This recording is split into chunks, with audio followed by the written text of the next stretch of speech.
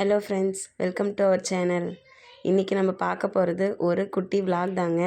Vlog try பண்ணியிருக்கேன். உங்களுக்கு பிடிச்சிருக்கான்னு பாருங்கள். பிடிச்சிருந்தா கண்டிப்பாக நம்ம சேனலை சப்போர்ட் பண்ணுங்கள். நான் வியாழக்கிழமை ஆனால் கிச்சனை டீப் க்ளீன் பண்ணுவேங்க. அதுதான் உங்களோட ஷேர் பண்ணியிருக்கேன். பாருங்கள், வீடியோ தொடர்ந்து ஸ்கிப் பண்ணாமல் பாருங்கள். முதல்ல கிச்சன் கவுண்டர் டாப் மேலே இருக்க எல்லா திங்ஸையும் எடுத்து வெளியில் வச்சுட்டு அதுக்கப்புறமா இண்டக்ஷன் அடுப்பை நான் ஃபஸ்ட்டு க்ளீன் பண்ணிக்கிறேங்க. இண்டக்ஷனில் விம் லிக்விடும் தண்ணியும் நல்லா மிக்ஸ் பண்ணி வச்சுருக்கேன்.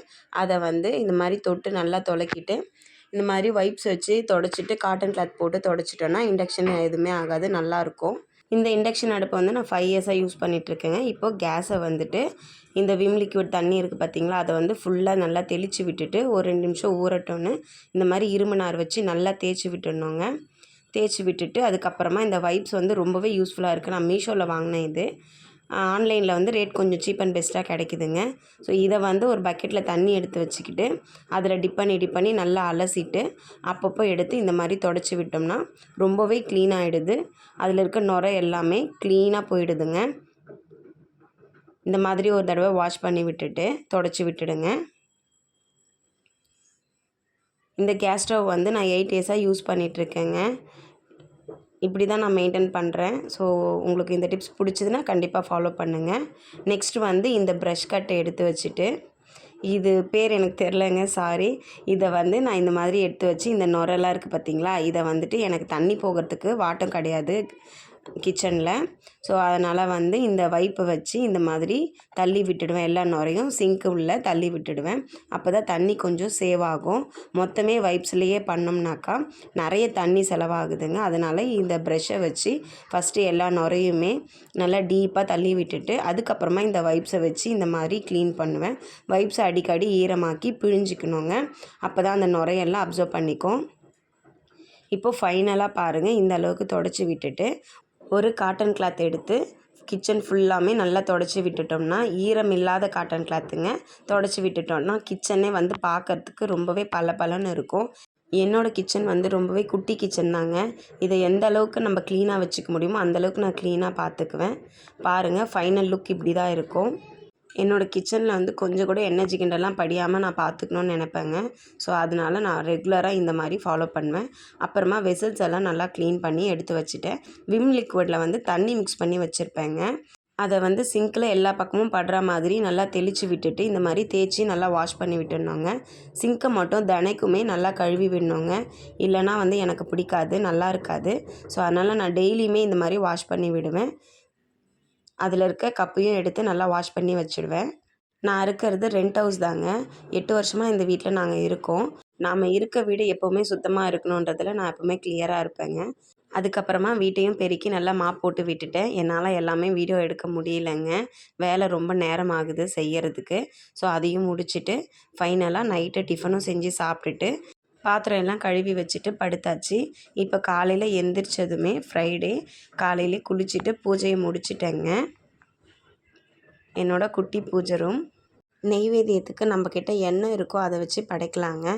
ஒரு டம்ளர் பால், அப்படி இல்லைன்னா நம்மக்கிட்ட இருக்க ஃப்ரூட்ஸ் ஏதோ ஒன்று, இல்லை நட்ஸ் அந்த மாதிரி. இன்றைக்கி வெத்தலை பாக்கு அப்புறம் ஆரஞ்சு பழம் வச்சு சாமிக்கு நெய்வேத்தியம் காமிச்சேங்க.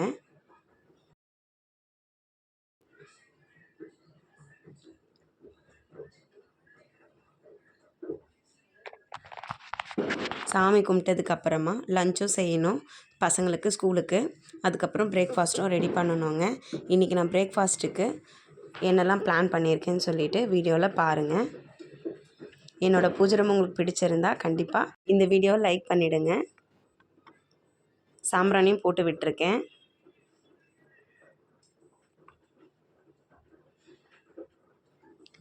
அதுக்கப்புறமா என்னால் குக்கிங் பண்ணுறத வீடியோ கவர் பண்ண முடியலைங்க.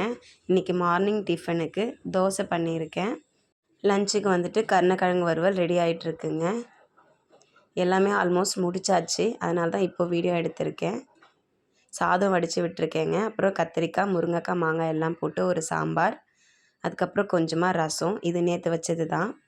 அதுக்கப்புறம் தயிர் உர ஊற்றி வச்சுருக்கேங்க.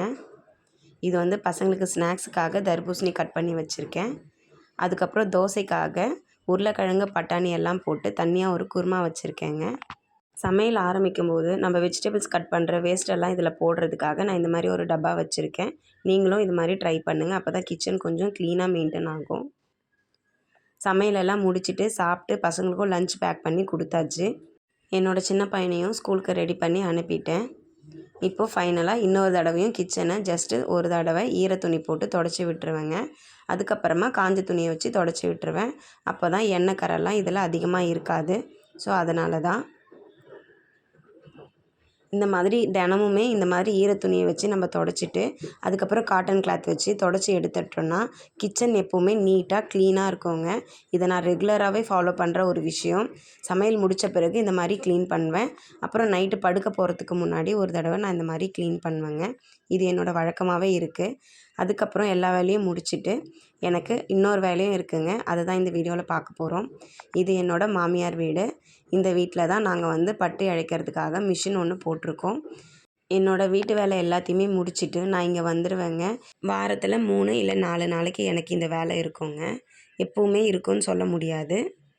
இது என்னன்னு புரியாமல் நிறைய பேர் யோசிக்கலாம். இது நம்ம பட்டு சேலைக்காக பட்டு இழைச்சி தர்றதுங்க. இதை வச்சு தான் நம்ம பட்டு சேலைலாம் ரெடி பண்ண முடியும். வீட்டு வேலையெல்லாம் முடிச்சுட்டு நான் ஃப்ரீயாக இருக்கிற நிறைய டைமில் நான் யோசிப்பேன் நம்ம ஏதாச்சும் ஒர்க் பண்ணணும்னு சொல்லி. ஆனால் பசங்களை விட்டுட்டு எங்கேயுமே எதுவுமே போய் செய்ய முடியாத ரீசனுக்காக நான் வீட்லேயே இது மாதிரி செய்யலாம் அப்படின்னு சொல்லி எங்கள் வீட்டாண்ட தறியெலாம் நிறைய பேர் ரன் பண்ணுறாங்க. ஸோ நம்ம இதை பண்ணாக்கா நல்லாயிருக்கும் அப்படின்னு சொல்லி தான் நாங்கள் இந்த மிஷின் வாங்கி வச்சது. ஸோ நான் வீட்டில் ஃப்ரீயாக இருக்கும்போது இதை கண்டிப்பாக இழைச்சி கொடுப்பேன். அதுக்கப்புறம் நான் இன்னமும் நிறைய செஞ்சிட்ருக்கேங்க. பட் அதெல்லாம் இந்த வீடியோவில் என்னால் ஷேர் பண்ண முடியல. நான் அடுத்தடுத்த வீடியோகளில் நான் என்னென்ன பண்ணுறேன்னு சொல்லி உங்களுக்கு நான் கண்டிப்பாக சொல்கிறேன். இது வீக்லி 3 or 4 டேஸில் இருக்கும். ஸோ அந்த மாதிரி டயத்தில் இதை இழைச்சிட்டு அதுக்கப்புறமா நான் டெய்லரிங்கும் பண்ணுவேன். டெய்லரிங்க்கு ஆரியும் கற்றுக்கிட்டா நல்லாயிருக்கும் அப்படின்னு சொல்லி இப்போ நான் ஆரி கிளாஸ்க்கும் போயின்ட்டுருக்கேன். ஸோ அதையும் போயிட்டு நல்லா கற்றுக்கிட்டு அதுக்கப்புறமா ப்ளவுஸும் ஸ்டிச் பண்ணி கொடுக்கலான்னு ஐடியா இருக்குது. நம்ம வீட்லேயே என்ன வேலை செய்கிறது அப்படின்னு சொல்லிட்டு வீட்டில் ஹஸ்பண்ட் கையை எதிர்பார்த்துட்டு நம்ம வீட்டில் இருக்கிறதுக்கு பதிலாக நம்மளுக்கு என்ன வருமோ என்ன தெரியுமோ அதில் கான்சன்ட்ரேட் பண்ணி நம்ம அதை செஞ்சோம்னாக்கா நம்மளுக்கும் ஏதோ பண்ணோம் அப்படிங்கிற ஒரு சாட்டிஸ்ஃபேக்ஷன் இருக்கும். ஸோ அதனால் கண்டிப்பாக எந்த ஒரு மேரிட் உமனுமே வீட்டில் சும்மா இருக்க வேண்டாம். இந்த மாதிரி நம்மளால் என்ன முடியும் என்ன தெரியும் அப்படிங்கிறத யோசித்து உங்களுக்கு என்ன தெரியுமோ கண்டிப்பாக நீங்களும் வீட்டில் இருந்தே பண்ணுங்கள். அது நம்மளுக்குமே ஒரு செல்ஃப் கான்ஃபிடென்ட்டை கொடுக்கும். ஸோ அதுக்காக உங்களால் என்ன முடியுன்றதை நீங்களும் ட்ரை பண்ணி பாருங்கள். இந்த வேலையை முடிச்சுட்டு அடுத்து நாங்கள் சிவராத்திரிக்காக கோயிலுக்கு கிளம்பிட்டோங்க. நைட் ஒரு 8 மணி போல் டிஃபன் எல்லாம் முடிச்சுட்டு பசங்களையும் மாமியார்கிட்ட விட்டுட்டு நானும் அவர் மட்டும் கோயிலுக்கு போயிட்டோம். ஏன்னா பசங்க நைட்டு கண் முழிக்க மாட்டாங்க. ஸோ நாங்கள் கோயிலுக்கு போயிட்டு நைட்டு ஒரு 11 மணி போல் வீட்டுக்கு வந்தோங்க. எங்களால் முடிஞ்ச வரைக்கும் ஒரு 5, 6 கோயிலுக்கு போனோங்க. எல்லா சிவன் கோயிலுமே சூப்பராக இருந்தது. அதுவும் பர்டிகுலராக இந்த சிவன் கோயில் சொல்லணுன்னா இந்த கோவில் எங்கே இருக்குது எப்படி நாங்கள் போனோன்னு எங்களுக்கே தெரில. நாங்கள் ஒரு கோவில் நினச்சிட்டு போனோம். பட் ஆனால் ரூட்டு மாறி இந்த கோயிலுக்கு போயிட்டோம். ஆனால் ரொம்பவே சூப்பராக இருந்தது. நாங்கள் போன கோயில்லையே இது ரொம்பவே பெஸ்ட்டாக இருந்தது. ரொம்பவே சூப்பராக இருந்தது. நல்லா சாமி அலங்காரம்லாம் பண்ணி வச்சுருந்தாங்க. இந்த கோவிலோட பேர் ஓணாங்காத்தேஸ்வரருங்க. ரொம்பவே சூப்பராக கிராண்டாக இருந்தது. ரொம்பவே நல்லா இருந்ததுங்க. சாமி தரிசனமும் எங்களுக்கு கிடச்சிது. நல்ல சாமி தரிசனம்லாம் முடிச்சுட்டு நைட்டு வீட்டுக்கு வரும்போது ஒரு 11 ஆகிடுச்சிங்க. அவ்வளோதாங்க. இதோட இந்த வீடியோவை முடிச்சுக்கிறேன். உங்களுக்கும் இந்த வீடியோ பிடிச்சிருக்கோன்னு நினைக்கிறேன். பிடிச்சிருந்தா கண்டிப்பாக நம்ம சேனலுக்கு சப்ஸ்கிரைப் பண்ணுங்கள். தேங்க்ஸ் ஃபார் வாட்சிங்.